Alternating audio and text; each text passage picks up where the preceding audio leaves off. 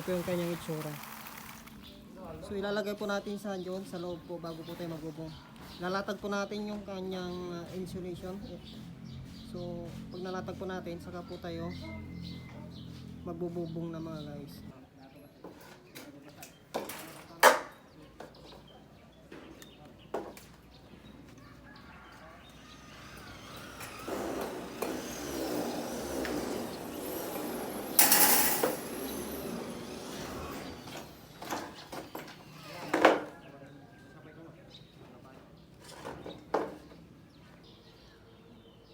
Welcome back sa ating YouTube guys. So nandito muli tayo sa ating site.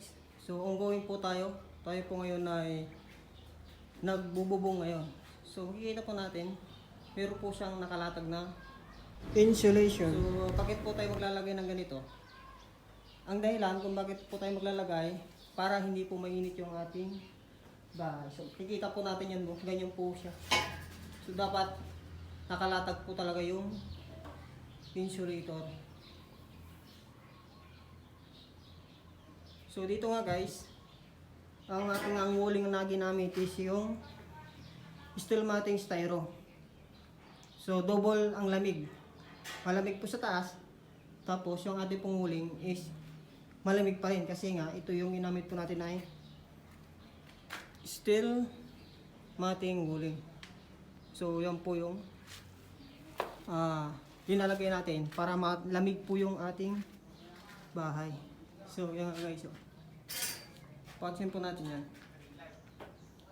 So napakahalaga po talaga na meron pong lalagay, ikakabit natin insulation para po yung bahay po natin ay napakalamig.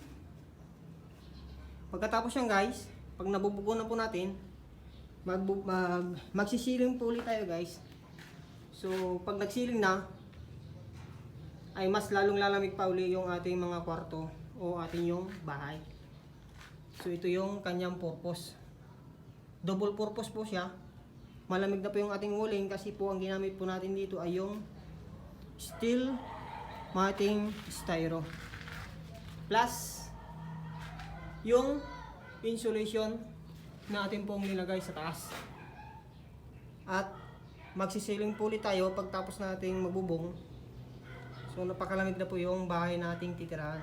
So ito yung mga paraan para tayo po ay yung ating pong bahay ay hindi po masyadong mainit.